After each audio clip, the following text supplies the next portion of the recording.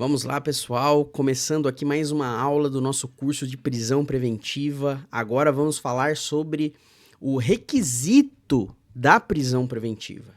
Pessoal, nós acabamos de falar sobre as hipóteses de decretação da prisão preventiva. E em um dos pontos dessa aula sobre hipóteses de decretação da prisão preventiva, eu falei para vocês que o fato de ser verificada uma hipótese de decretação de prisão preventiva não significa que necessariamente a prisão preventiva vai ser decretada. Por quê? Porque depois de eu constatar que estamos diante de uma hipótese de decretação de prisão preventiva, nós apenas podemos cogitar essa decretação. De forma que nós precisamos de mais. Não basta que nós tenhamos encontrado uma hipótese de decretação de prisão preventiva. Nós precisamos de mais. E um desses mais que são necessários para a decretação da prisão preventiva é o requisito da prisão preventiva. Então, após a constatação de que estamos diante de hipótese de decretação de prisão preventiva, nós temos que procurar o requisito da prisão preventiva, pessoal. E qual é o requisito? O requisito da prisão preventiva é o fumus comissi delicti. Fumus comissi delicti. Essa frase que eu traduzo, segundo o meu idioma próprio, como fumaça de que um delito foi cometido. Já faço a ressalva de que não é uma tradução de alguém que sabe latim, né? Eu não sou tradutor de latim. Eu traduzi o fumus comissi delicti dessa forma porque me ajuda a compreender melhor a matéria e eu espero que ajude você também. Então, fumus comissi delicti é a fumaça de que um delito foi cometido, certo? O fumus comissi delicti, pessoal, ele se divide em dois elementos, o elemento da materialidade e o elemento da autoria, beleza? Vamos explicar isso certinho para vocês. Bom, quando eu estou falando da materialidade, eu tenho que achar no caso concreto, eu tenho que poder extrair, né, dos autos de uma investigação ou de um processo penal, de que há uma probabilidade de que ocorreu um crime, certo? Há uma probabilidade de que ocorreu um crime. Esse é o primeiro elemento do fumus comissi delicti, da fumaça de que um delito foi cometido. Eu preciso ter provas da probabilidade de que um crime ocorreu. E, além disso, eu preciso ir aí para o elemento da autoria, que significa que eu tenho que poder extrair dos autos de investigação ou dos autos de processo penal de que há uma probabilidade de ser o imputado o autor do crime que provavelmente ocorreu.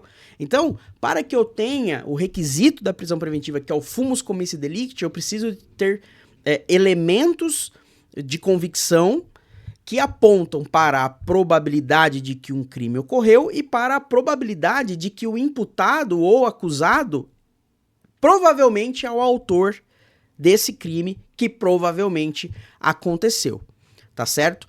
E onde eu encontro esse tal de fumus comissi delicti na lei? Será que o professor tirou da própria cabeça dele ou está na lei? Não, está na lei sim.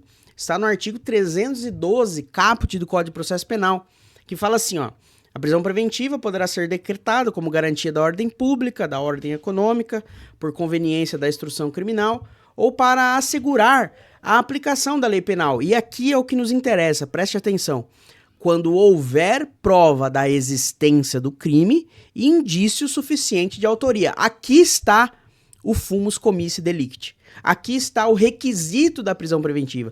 Então a prisão preventiva ela não pode ser decretada se não houver prova da existência do crime e de indício suficiente de autoria. Então, o requisito da prisão preventiva ele está lá no artigo 312 caput do Código de Processo Penal. Beleza, pessoal? Então, para que eu veja que o requisito existe, eu preciso de elementos constantes dos autos, pessoal, dos quais seja possível extrair com relevante segurança que um delito provavelmente aconteceu e que o imputado provavelmente é o seu autor, tá legal? Então, prosseguindo aqui. Você deve ter percebido que eu falei muito sobre probabilidade. É probabilidade da materialidade, probabilidade da autoria. Então, para analisar se existe ou não o requisito da prisão preventiva, eu estou exercendo um juízo de probabilidade. Eu não estou exercendo um juízo de certeza. Então eu não preciso de certeza de que o crime aconteceu, eu não preciso de certeza de que o autor, ele é de que o imputado, melhor dizendo, é o autor. Eu preciso de uma probabilidade de que esses dois elementos estão presentes no caso concreto, tá certo? Então, eu estou num juízo de probabilidade e não de certeza. Bom, estou fazendo um juízo de probabilidade. Isso quer dizer que eu não estou fazendo, além de não estar fazendo um juízo de certeza, eu não estou fazendo um juízo de possibilidade, tá? Eu não estou fazendo um juízo de possibilidade. Eu estou fazendo um juízo de probabilidade e eu vou explicar para você a diferença entre probabilidade e possibilidade. Bom, pessoal, no juízo de possibilidade, as chances de o fato realmente ter acontecido e de aquele imputado ser o seu autor, e também de não ter acontecido esse fato e também dele não ser o seu autor, são iguais. Então as chances de ser e as chances de não ser, elas se equivalem. É igual. Por isso eu falo de possibilidade. A possibilidade é meio a meio. Pode ter acontecido e ele ser o autor, pode não ter acontecido e ele não ser o autor. Agora, quando eu estou no juízo de probabilidade, as chances de o crime realmente ter acontecido e de o imputado ser o autor, elas se sobrepõem às chances de o crime não ter acontecido e de ele não ser o autor. Então, quando eu estou no juízo de probabilidade, eu estou buscando um conjunto probatório que mostre mais elementos que apontem para a ocorrência do crime e a autoria, né, do que elementos que não façam isso. Então, se eu tenho esse panorama investigatório ou processual que mostre que há uma probabilidade maior de que o fato tenha acontecido e o imputado seja o autor, eu tenho, então, aí a probabilidade da materialidade e a probabilidade da autoria, então eu tenho o requisito da prisão preventiva, que é o fumus commissi delicti, que é a fumaça de que um delito aconteceu, tá certo? Aqui um dado bastante importante, pessoal. Eu tenho que ter probabilidade de que aconteceu um crime, certo? E quando, pessoal, nós falamos em crime, nós temos que falar em crime do ponto de vista técnico, não do ponto de vista popular. E, falando-se em crime do ponto de vista técnico, o que é mais positivo para a defesa? É mais positivo para a defesa considerar que crime é fato típico, fato ilícito e culpável, e mais a culpabilidade. Então, quando eu falo que eu tenho que ter probabilidade de que aconteceu um crime, eu estou falando de probabilidade de que aconteceu um fato típico, um fato ilícito com agente culpável. Aí sim eu tenho um crime. Se eu não tiver esse panorama técnico, essa estrutura técnica montada, eu não posso nem falar em crime, logo eu não posso falar em prisão preventiva. E é por isso que, atuando excludentes de tipicidade, ilicitude e culpabilidade, eu não posso ter decretação de prisão preventiva. Então, olha que interessante. Nós temos sim que verificar a questão de excludentes de tipicidade, ilicitude e culpabilidade para verificar se é caso de prisão preventiva. Por exemplo, se o juiz decretar uma prisão preventiva quando esteja presente de maneira clara excludente de ilicitude, isso não pode. Se tiver de maneira clara presente uma excludente de tipicidade, isso não pode. Da mesma forma, se tiver presente, né, uma excludente de culpabilidade, não pode. E isso nós temos um direcional legal. O artigo 314 caput do Código de Processo Penal, ele fala em relação às excludentes de ilicitude. Mas, todavia, entretanto, por analogia, entendo que pode sim ser aplicado nos casos de excludentes de tipicidade e excludente de culpabilidade. Vamos ver o que diz o artigo. O artigo diz assim, ó: a prisão preventiva em nenhum caso será decretada se o juiz verificar pelas provas constantes dos autos ter o agente praticado o fato nas condições previstas nos incisos 1º, 2º e 3º do Código Penal. Esses incisos são as excludentes de ilicitude, tá, pessoal? São as excludentes de ilicitude. Então, em caso de excludente de ilicitude, não se decreta prisão preventiva. E isso, ao nosso entender, estende-se aos casos de excludentes de tipicidade e excludentes de culpabilidade.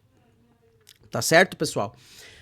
Uma observação para a gente finalizar essa aula do requisito da prisão preventiva, que é uma aula rápida, é a questão da discussão da autoria em audiência de custódia. Veja, se é requisito da prisão preventiva probabilidade de autoria, como que nós podemos enfrentar quietos, nós advogados e advogadas, enfrentar quietos a afirmação de que nós não discutimos a autoria na audiência de custódia? Ora, na audiência de custódia, o seu cliente ele pode sair preso preventivo. Ora, se o requisito da prisão preventiva discute a autoria, como que eu não vou discutir a autoria dentro da audiência de custódia? Então, pessoal, fique atento e discuta a autoria dentro da audiência de custódia do seu cliente. Por quê? Porque ele pode sair preso de lá preventivo e o requisito da prisão preventiva é a probabilidade de autoria. Se você consegue mostrar para o juiz na audiência de custódia de que não existe a probabilidade da autoria, o seu cliente não pode ser preso preventivo, ele vai embora para casa. Olha só como é importante nós dominarmos todos os aspectos aí da prisão preventiva. Então, pessoal, nós finalizamos aqui essa aula em relação ao requisito da prisão preventiva, tá certo? E no próximo vídeo nós vamos falar sobre fundamento da prisão preventiva, que é outro mais necessário para a decretação de prisão preventiva. Então nós já vemos que para decretar a prisão preventiva eu tenho que achar uma hipótese que seja de aplicação da prisão preventiva, e isso não determina de maneira cabal que será decretada a prisão preventiva. Eu tenho que ir atrás do requisito da prisão preventiva, né? E só havendo esses dois elementos, hipótese e requisito, eu não posso decretar a prisão preventiva. Eu tenho que ir atrás do fundamento da prisão preventiva. Veja como a decretação da prisão preventiva, ela tem que vencer vários obstáculos, né, para que ela venha a se efetivar. Então agora, na próxima aula, nós vamos falar sobre esse obstáculo aí do fundamento da prisão preventiva. Beleza? Até a próxima aula.